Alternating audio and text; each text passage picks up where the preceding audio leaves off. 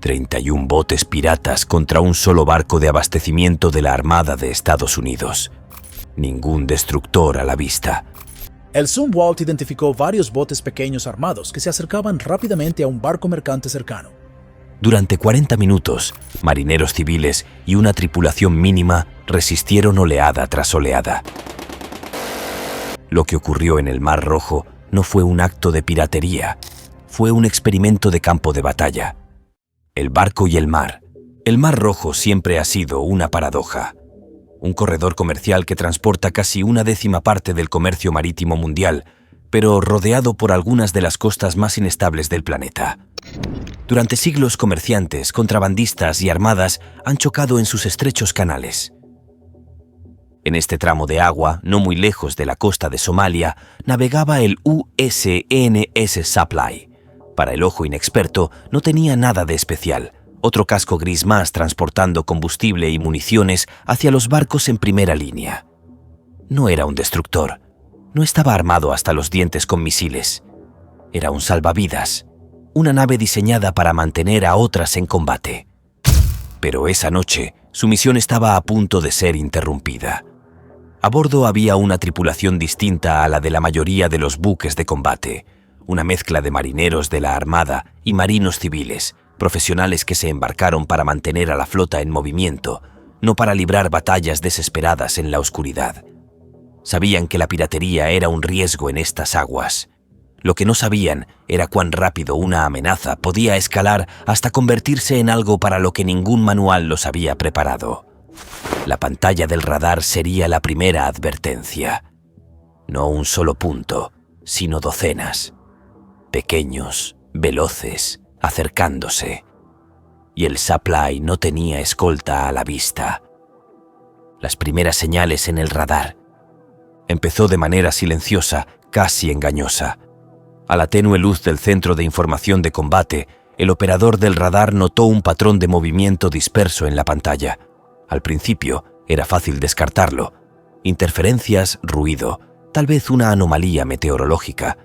Pero a medida que pasaban los segundos, el patrón no desaparecía. Se definía. Los contactos se multiplicaron hasta que la pantalla no mostraba 1 o 2 ecos, sino docenas. Cada señal era pequeña, rápida y se desplazaba a ras del agua. Lanchas, docenas de ellas. El operador dio la alarma y en un instante la sala cambió por completo. Lo que parecía ruido de fondo se convirtió en un enjambre que avanzaba desde múltiples direcciones al mismo tiempo. El oficial de guardia declaró estado de alerta general. Las alarmas resonaron por los pasillos mientras marineros y civiles corrían a sus puestos. Se cerraron las escotillas. Los artilleros se apresuraron hacia las ametralladoras calibre 50 bajo cubierta. Los compartimientos fueron sellados en caso de una brecha o incendio.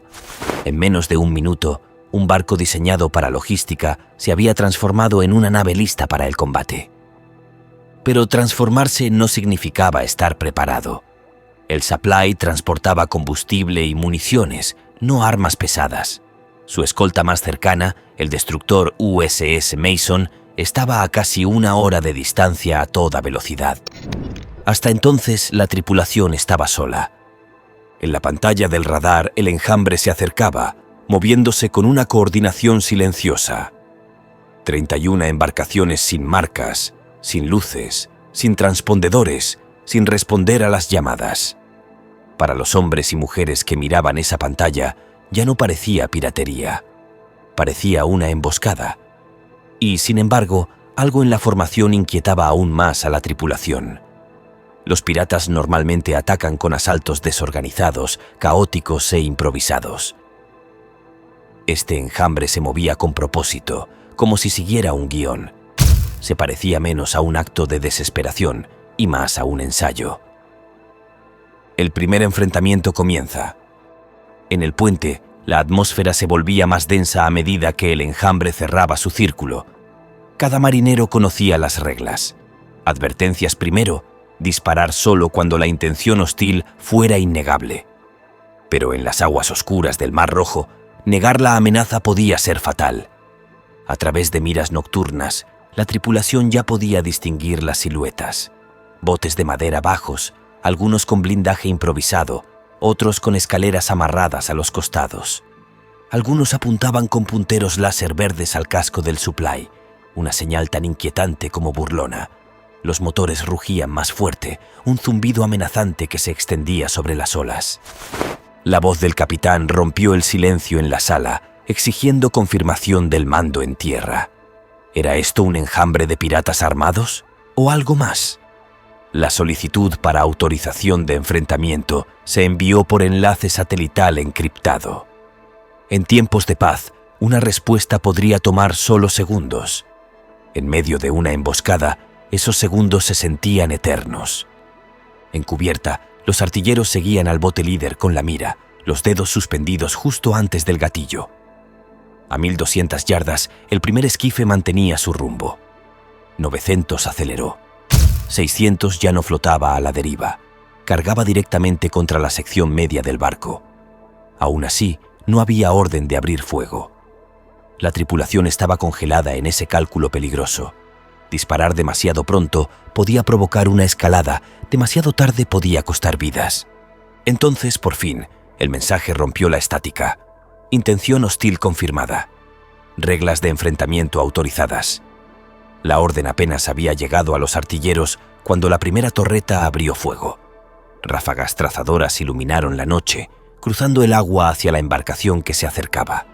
Pero incluso cuando el bote tembló y se desvió envuelto en llamas, otros dos avanzaron para ocupar su lugar. La batalla había comenzado y nadie sabía cuántas oleadas más aguardaban en la oscuridad. Caos en cubierta. Los primeros botes habían sido rechazados, pero el enjambre estaba lejos de rendirse. En el radar, nuevos contactos avanzaban en grupos, cambiando de formación como si los guiara una mano invisible. Ya no estaban tanteando los bordes, estaban poniendo a prueba el corazón del barco. Por el costado de babor, 6 esquifes se separaron, sus proas cargadas con tambores de combustible y neumáticos amarrados a los cascos. Uno llevaba una cubierta abierta llena de escaleras de abordaje, otro transportaba a 2 hombres ya apuntando RPGs sobre sus hombros. No eran pescadores desesperados. Estaban organizados, equipados y decididos a cerrar la distancia sin importar el costo. La orden llegó por el puente. Mantener fuego hasta estar dentro de las 700 yardas. Cada artillero sabía lo estrecho que era ese margen. A esa distancia, un solo error podía significar fuego extendiéndose por la cubierta o explosivos atravesando el casco. Sin embargo, cuando los botes cruzaron esa línea invisible, ya no había lugar para contenerse. La noche estalló otra vez con ráfagas de ametralladoras pesadas, los cañones al rojo vivo y casquillos rebotando contra el acero. Aún así, algunos esquifes lograron pasar. Uno se estrelló contra el costado de babor, encajándose bajo la cubierta del lifeline. 4 hombres treparon con machetes y subfusiles, mientras granadas de humo lanzaban nubes negras por los pasillos. La alarma de combate cuerpo a cuerpo sonó mientras los equipos de seguridad corrían a interceptar. Un técnico de suministros tomó un hacha contra incendios. Un ingeniero de cubierta blandía una llave inglesa como arma. Por un momento, la línea entre marinero y combatiente se desdibujó en pura supervivencia. De alguna manera, el grupo de abordaje fue repelido. Su esquife, lleno de agujeros, se alejó perdiendo combustible. Pero en todo el barco, el olor a cables quemados y el sonido de disparos amortiguados hacían que una verdad fuera imposible de ignorar. Los atacantes se estaban adaptando, y esto era solo el comienzo. ¿Dónde está el Mason? Los minutos se estiraban como si fueran horas. Las cubiertas del Supply estaban chamuscadas, el humo se aferraba a la superestructura y los marineros trabajaban en piloto automático, unos recargando cintas de munición, otros arrastrando mangueras para apagar focos de fuego que volvían a encenderse. Los médicos se movían entre los heridos, vendando quemaduras y rozaduras de bala, mientras los artilleros arriba gritaban coordenadas entre ellos, esforzándose por mantener el enjambre a raya. En la pantalla del radar, nuevos contactos seguían multiplicándose. Una segunda oleada se formaba al noreste, más grande que la anterior. La tripulación se preparó para el impacto, pero bajo la superficie de todas las órdenes y el ruido, un solo pensamiento latía en cada mente. ¿Dónde estaba el Mason? El destructor había sido llamado hacía casi 40 minutos, avanzando a toda velocidad hacia la posición del Supply. Pero en un mar oscuro y sin horizonte, el alivio era invisible. Cada segundo que pasaba aumentaba la posibilidad de que la ayuda no llegara a tiempo. Entonces, por fin, el CIC se iluminó con una nueva señal. Un perfil de radar más grande cruzó la pantalla desde el sureste. El USS Mason había entrado en el espacio de batalla y con él llegaba el peso del poder de fuego capaz de cambiar el equilibrio. La tercera oleada. La primera vista del USS Mason se sintió como una salvación. Su perfil de radar brillaba en las pantallas del centro de mando y en cubierta los marineros alcanzaban a ver su silueta cortando el agua a toda velocidad. Un alivio recorrió a la tripulación del Supply, pero duró poco. La batalla no había terminado. Si acaso, estaba a punto de escalar. Apenas el destructor tomó posición, apareció otra formación al noreste. 10 nuevos contactos, más pequeños pero más rápidos, se dispersaban en abanico con intención deliberada. A diferencia del enjambre anterior, estos botes se movían con una precisión aguda, cada uno manteniendo distancia como si siguieran una coreografía. Y entonces ocurrió algo inesperado. Ráfagas de tráfico radial encriptado, transmitido no en canales civiles, sino en frecuencias de nivel militar. Para los oficiales dentro del centro de combate del Mason, el cambio era inconfundible. No se trataba de un grupo de piratas actuando por impulso. Alguien los estaba coordinando, alguien con entrenamiento, equipo y una intención que iba mucho más allá del robo. Los oficiales de guerra electrónica se apresuraron a contrarrestar las señales, lanzando frecuencias de interferencia para romper la cohesión de los botes. En el cielo, drones de vigilancia seguían sus movimientos, pintando el mar con firmas infrarrojas. Aún así, los esquifes seguían avanzando. Los cañones automáticos tronaban, explosiones concusivas volcando embarcaciones en chorros de agua y astillas. Pero la sensación de inquietud se hacía más fuerte. ¿Por qué arriesgarían los piratas una muerte segura contra 2 buques de guerra estadounidenses? La respuesta no llegaría en el caos del tiroteo, sino en lo que quedara cuando el mar quedara en silencio. Consecuencias al amanecer. Cuando la primera luz tocó el horizonte, el mar rojo reveló sus cicatrices. El agua estaba manchada de aceite y combustible, cubierta de fragmentos de madera y fibra de vidrio destrozada. El humo flotaba sobre las cubiertas del Supply, aferrándose al acero chamuscado y a los pasamanos retorcidos. Los médicos trabajaban en silencio abajo, limpiando heridas, acomodando articulaciones rotas y envolviendo vendajes aún oscuros por la sangre. No hubo vítores ni celebraciones, solo agotamiento y esa extraña quietud que llega después de sobrevivir. Sin embargo, los escombros contaban su propia historia. Los equipos de búsqueda trajeron restos de los esquifes destrozados, rifles abollados, cajas de munición, teléfonos satelitales encriptados, incluso cartas plastificadas con siluetas de buques de la OTAN. Estas no eran herramientas de asaltantes oportunistas. Eran señales de planificación, preparación y reconocimiento. Los oficiales de inteligencia naval examinaron las radios y notaron la encriptación. Nivel militar, no del tipo que circula por los mercados negros por accidente. Mientras los drones del Mason barrían la zona, marcando los botes que intentaban huir hacia las rutas pesqueras, el patrón se hizo más claro. El enjambre no había sido aleatorio.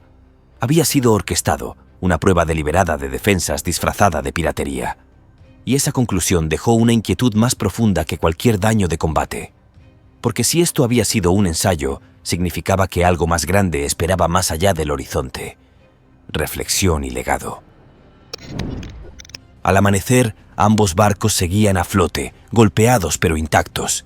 Las cubiertas del Supply estaban ennegrecidas por marcas de quemaduras, su tripulación agotada tras horas de tensión, pero no se había perdido ni un solo marinero.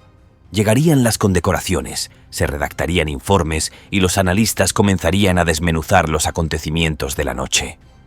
Pero para quienes habían estado sobre la cubierta de acero bajo las estrellas, la victoria se sentía incierta. Esto no había sido piratería común. Las cartas plastificadas con siluetas, las radios encriptadas, las maniobras coordinadas, todo apuntaba a algo mucho más intencional. Alguien había montado la batalla para medir la respuesta de la Armada, para buscar debilidades y para aprender qué tan rápido podía desplegarse el poder de fuego estadounidense. Fue un reconocimiento escrito en sangre. Más adelante, los historiadores navales lo clasificarían como guerra marítima híbrida, un caso de libro sobre tácticas irregulares aplicadas con precisión militar. Pero para los marineros seguía siendo algo más simple y mucho más pesado. La noche en que un barco logístico se convirtió en un campo de batalla. Cada hombre y mujer a bordo se fue con la certeza de que ningún buque es solo de apoyo y ningún mar es completamente seguro. Y el silencio que siguió a aquella batalla dejó una pregunta que aún persiste. ¿Quién estaba observando y qué intentarán la próxima vez? La batalla del Mar Rojo terminó en silencio, pero sus ecos siguen presentes.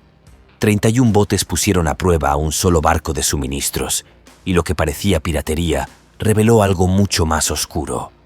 Para la tripulación, sobrevivir fue la victoria. Para el mundo, fue una advertencia.